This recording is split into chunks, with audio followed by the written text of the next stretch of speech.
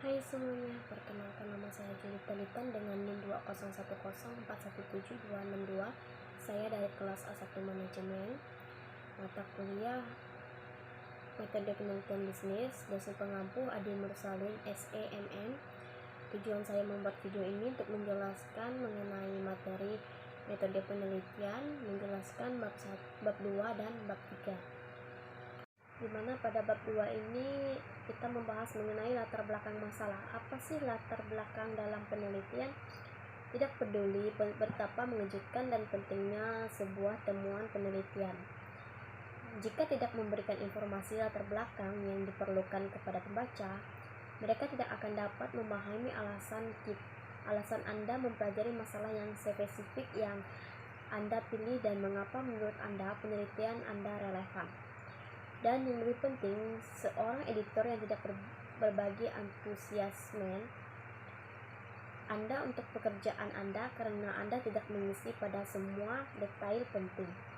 Kemungkinan besar bahkan tidak akan menganggap naskah Anda layak untuk waktu mereka dan para pengulas dan segera mengirimkan kembali kepada Anda.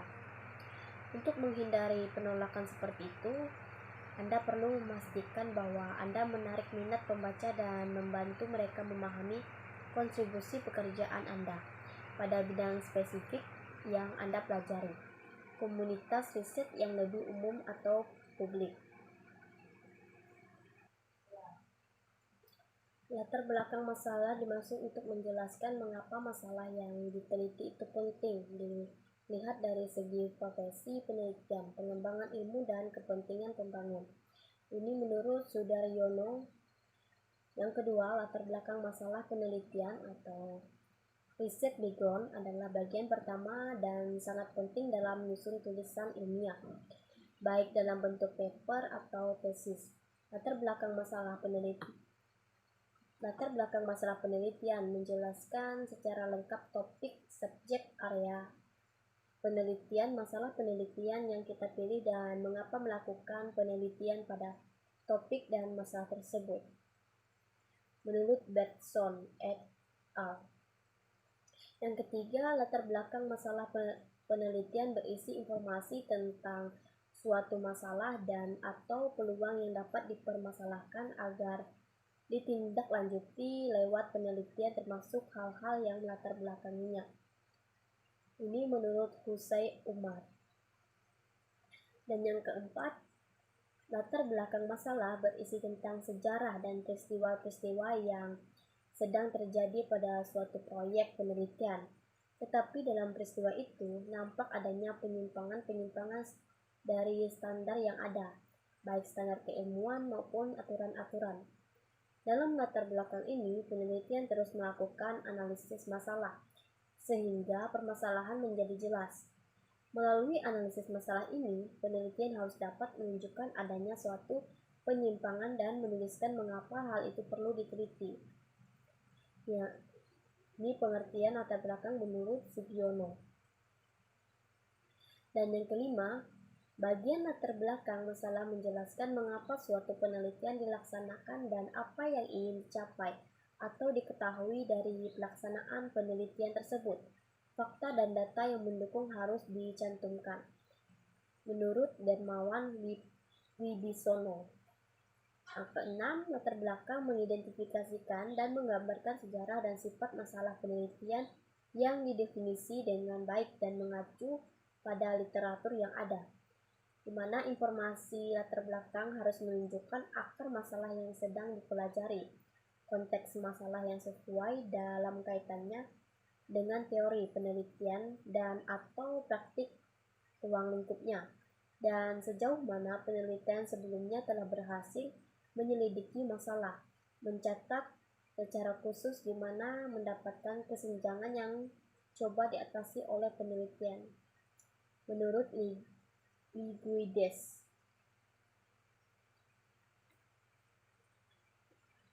Nah, latar belakang masalah juga merupakan informasi yang tersusun sistematis berkenaan dengan fenomena dan masalah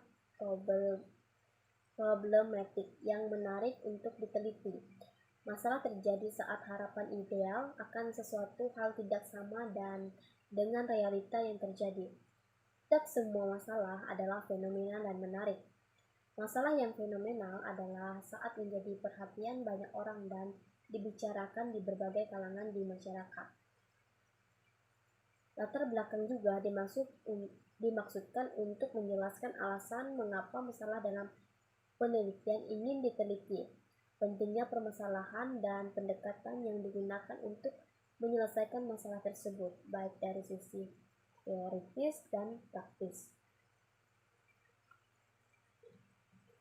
Latar belakang masalah setidaknya memuat hal-hal sebagai berikut menurut Andrik Purwasito 2004.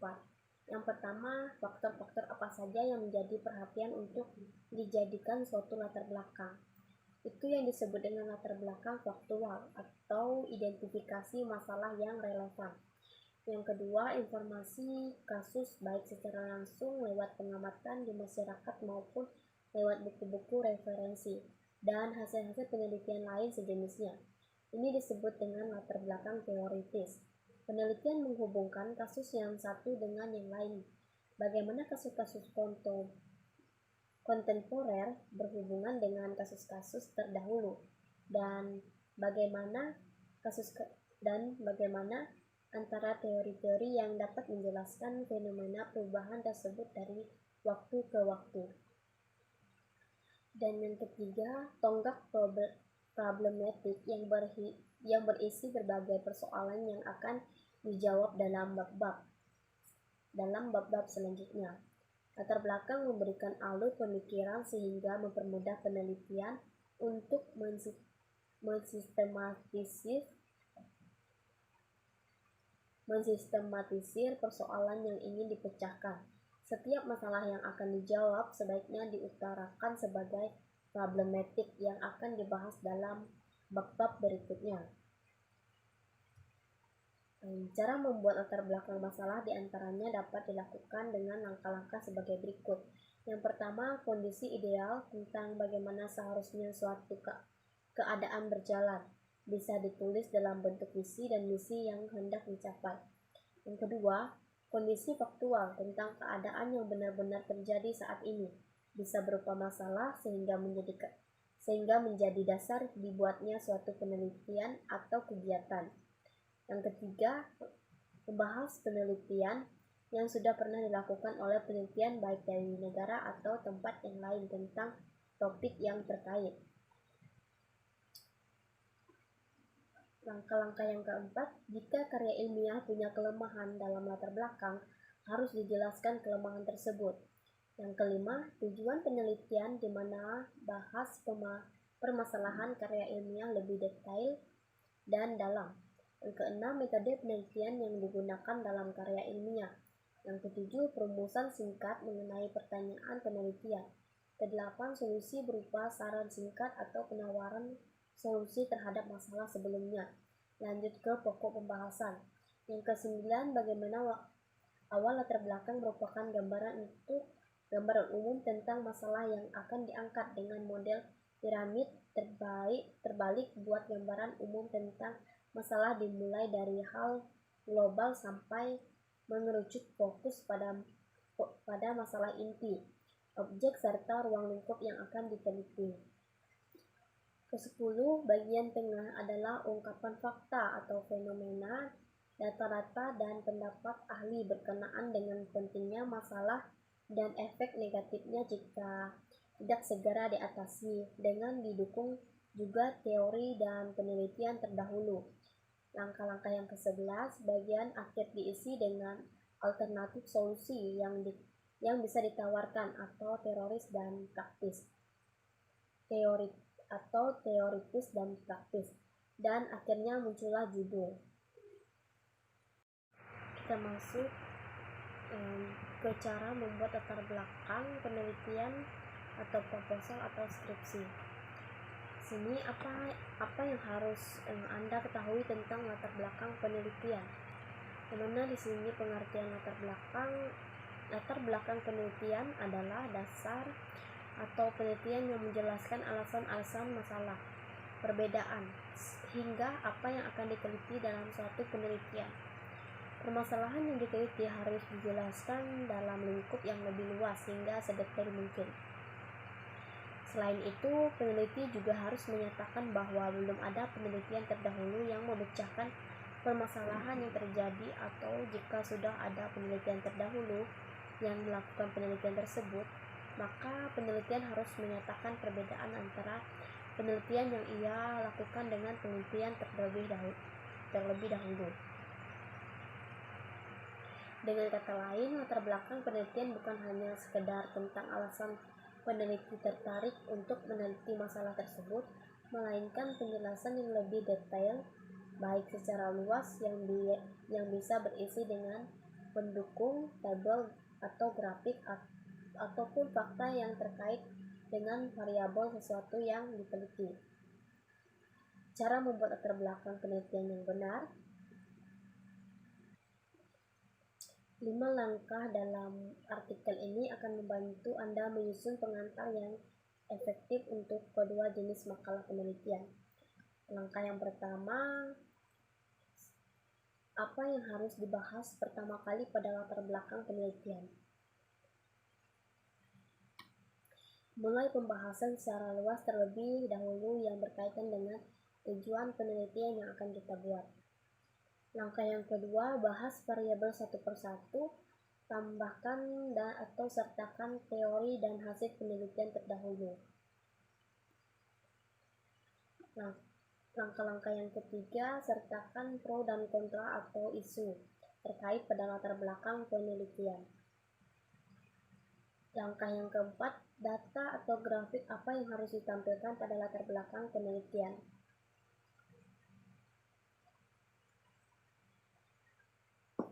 Yang kelima, nyatakan Anda melakukan penelitian dengan judul apa.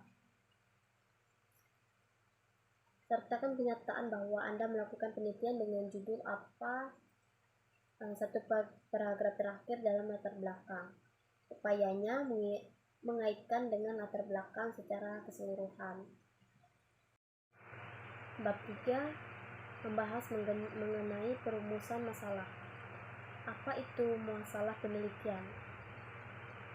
Definisi masalah penelitian. Masalah penelitian didefinisikan sebagai area perhatian yang membutuhkan pemahaman yang berarti tentang topik tertentu, kondisi, kontradiksi, atau kesulitan.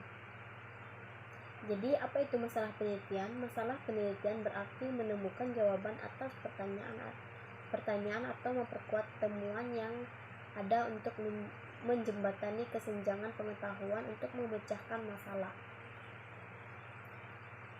Menurut Stoner 1982 mengemukakan bahwa masalah-masalah dapat diketahui atau dicari apabila terdapat penyimpangan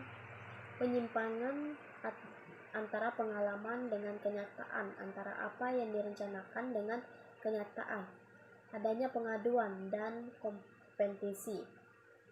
Sedangkan menurut Surya Brata 1994, masalah merupakan kesenjangan antara harapan Dasolen dengan kenyataan atau Dasein, antara kebutuhan dengan yang tersedia, antara yang seharusnya atau what should be dengan yang ada atau what it is. Apa tujuan dari pernyataan masalah penelitian? Sebuah pernyataan masalah dalam penelitian berusaha untuk mencapai hal-hal berikut. Yang pertama, memperkenalkan pentingnya topik dalam proposal penelitian. Yang kedua, posisikan masalah dalam konteks yang sesuai. Yang ketiga, menyediakan kerangka kerja untuk menganalisis dan melaporkan hasil.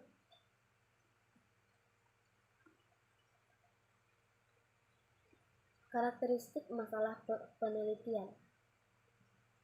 Karakteristik penting untuk memiliki masalah penelitian yang efektif, karena berbagai penelitian yang kami lakukan tidak mungkin untuk menanamkan semua karakteristik ini.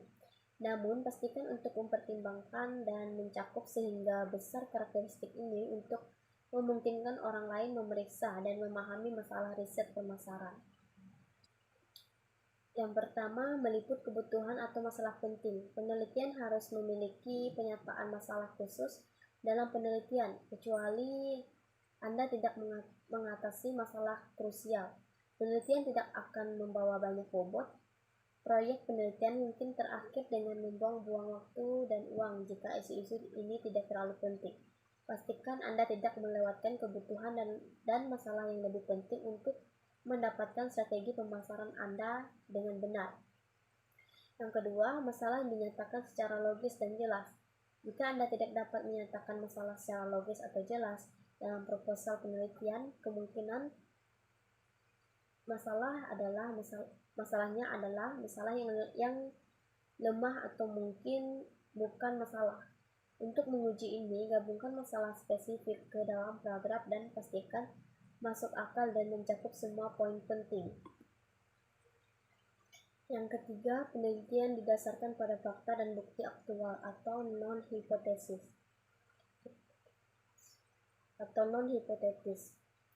Ada perbedaan antara keyakinan dan fakta.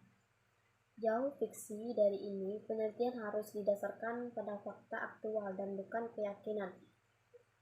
Peristiwa hipotetis tidak akan melakukan penelitian dengan baik. Anda tidak dapat menganggap temuan penelitian itu benar atau akurat jika Anda tidak mendasarkannya pada fakta dan bukti.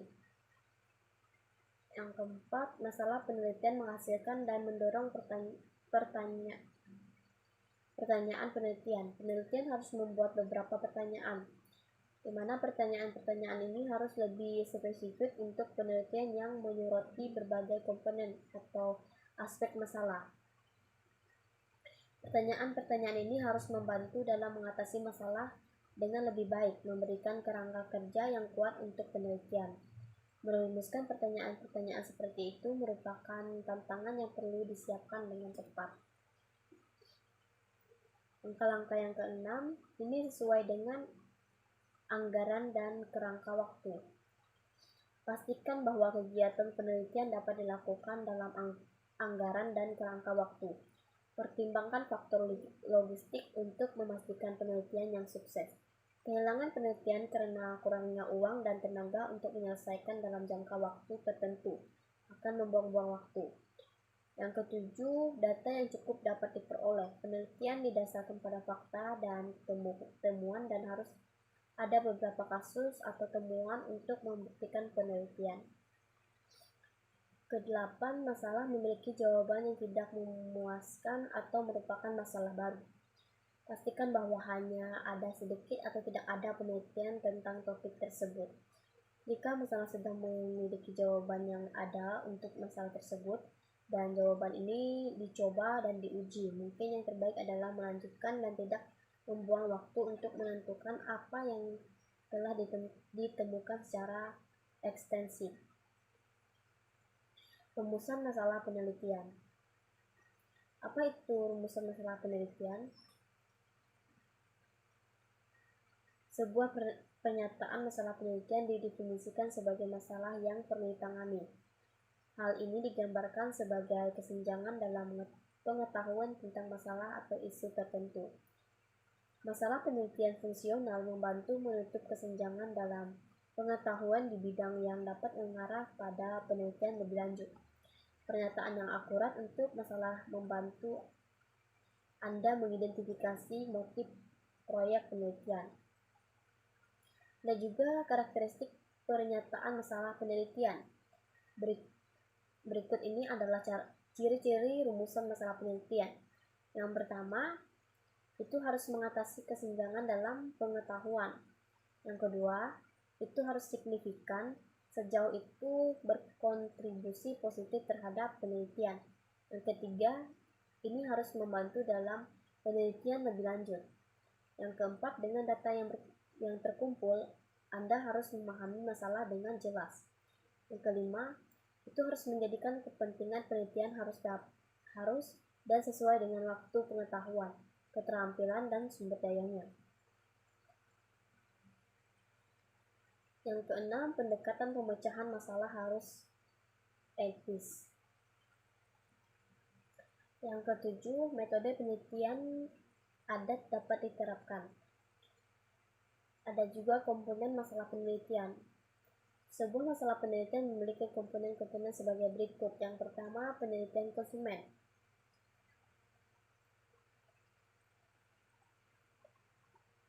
Yang kedua, tujuan penelitian konsumen atau peneliti konsumen. Yang ketiga, cara alternatif untuk memenuhi tujuan. Yang keempat, keraguan dalam pemilihan alternatif. Yang kelima, harus ada lebih dari satu lingkungan. Langkah-langkah merumuskan masalah penelitian. Langkah yang pertama, identifikasi area penelitian yang luas. Mulailah penelitian Anda dengan mengidentifikasi area penelitian yang luas berdasarkan minat, spesialisasi, profesi, keahlian, dan pengetahuan Anda. Yang kedua, bagian area yang luas menjadi sub-area. Setelah Anda memilih area yang lebih luas untuk dipelajari, telusuri topik tertentu yang dapat dikelola dan diketahui dan diteliti. Misalnya, jika area luas adalah sepak bola,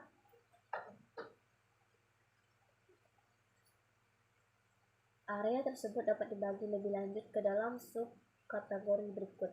Yang pertama, profil pemain sepak bola. Yang kedua, profil klub sepak bola. Yang ketiga, tingkat klub sepak bola. Yang keempat, dampak klub di kota. Yang kelima, daerah penghasilan pendapatan. Yang keenam, sponsor klub sepak bola. Langkah yang ketiga, pilih sub-bidang. Pilihlah satu sub-bidang minat dan satu yang dapat dikelola dan layak untuk Anda. Langkah yang keempat, rumuskan pertanyaan penelitian. Setelah Anda memilih sub-area, tentu pemikiran tentang area yang harus Anda jelajahi dan diteliti. Mulailah mencatat pertanyaan-pertanyaan penting yang Anda anggap penting untuk studi penelitian. Yang kelima, langkah-langkah yang kelima, tetaplah tujuan penelitian. Anda harus membuat rencana tentang tujuan penelitian yang perlu Anda jelajahi. Contoh masalah riset pemasaran. Organisasi dan perusahaan menggunakan masalah riset pemasaran untuk mengukur risiko yang terkait dengan peluncuran produk atau layanan baru. Mereka tidak ingin menghabisi uang untuk memperluas lini produk di mana penelitian menunjukkan itu tidak akan berhasil. Sebuah studi pemasaran yang dirancang dengan baik dan dilaksanakan dengan baik membantu dalam mengidentifikasi minat pelanggan, selera, dan preferensi konsumen untuk membantu keputusan seputar produk atau layanan.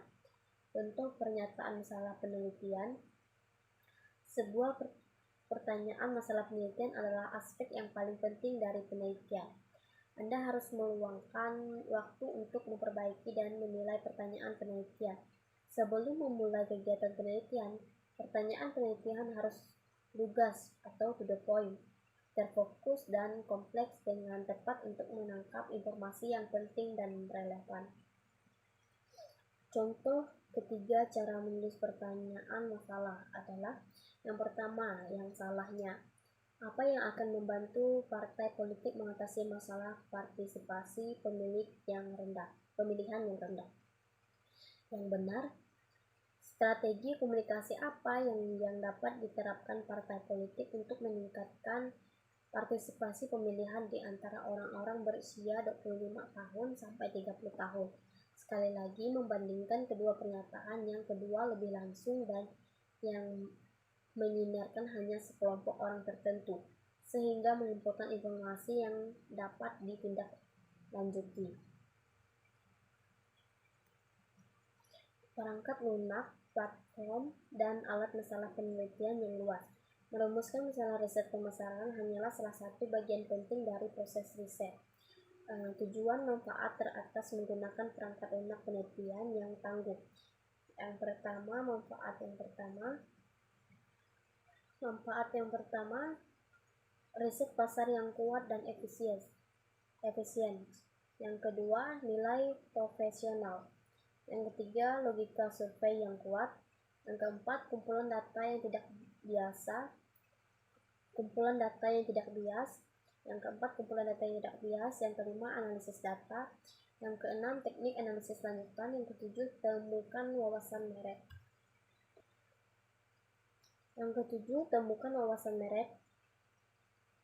Ada juga keuntungan merumuskan masalah penelitian. Berikut ini adalah keuntungan merumuskan masalah penelitian. Yang pertama, memahami prosedur penelitian. Menulis masalah penelitian membantu dalam memahami prosedur penelitian dengan cara yang lebih baik. Yang kedua, menentukan tujuan penelitian. Masalah penelitian membantu untuk memahami maksud dan tujuan penelitian. Yang ketiga, rancangan proses penelitian. Masalah penelitian membantu Anda untuk penelitian. Yang keempat, meletakkan dasar untuk penelitian. Merumuskan masalah penelitian yang baik dibandingkan dengan meletakkan fondasi sebuah bangunan. Ada juga jenis-jenis masalah dalam penelitian atau skripsi dan tesis. Masalah penelitian dapat diklasifikasikan dengan 3 jenis menurut Sugiono tahun 1994. Antara lain, yang pertama, permasalahan deskriptif. Permasalahan deskriptif merupakan permasalahan dengan variabel sendiri, baik hanya pada satu variabel atau lebih, atau variabel yang berdiri sendiri. Yang kedua, permasalahan komparatif. Permasalahan ini merupakan rumusan masalah penelitian yang membandingkan keberadaan satu variabel atau lebih pada 2 atau lebih sampel yang berbeda pada waktu yang berbeda. Yang ketiga, permasalahan asosiatif. Permasalahan ini merupakan rumusan masalah penelitian yang bersifat menanyakan hubungan antara 2 variabel atau lebih. Terdapat 3 bentuk hubungannya, antara lain yang pertama, hubungan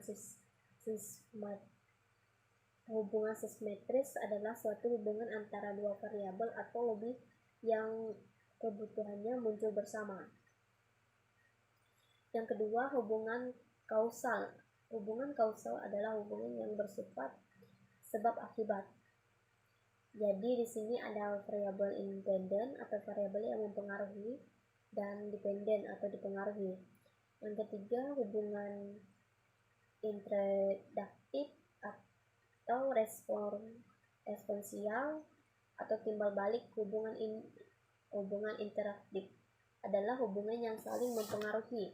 Di sini tidak diketahui mana variabel independen dan dependen. Ada juga materi sumber masalah dalam penelitian atau skrip dan tesis. Permasalahan dapat berasal dari berbagai sumber menurut James H. Macmillan dan Schumacher atau Hadjar 1996. Masalah dapat bersumber dari yang pertama, observasi.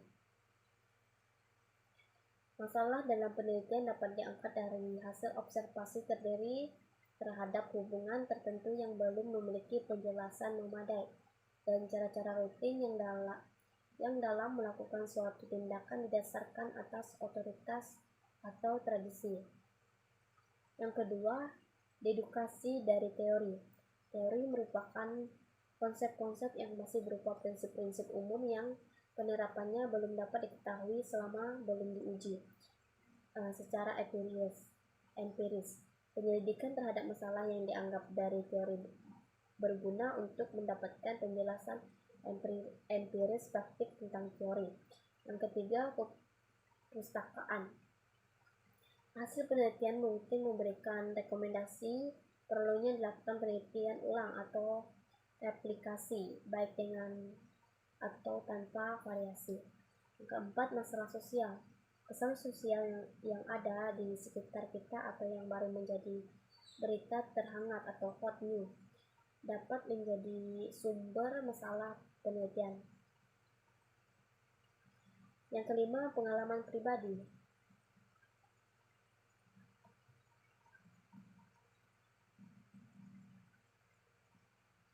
Pengalaman pribadi dapat menimbulkan masalah yang memerlukan jawaban empiris untuk mendapatkan pemahaman yang lebih mendalam. Itu menurut Purwanto tahun 2010. Sekian penjelasan dari saya, lebih dan kurangnya saya mohon maaf. Terima kasih.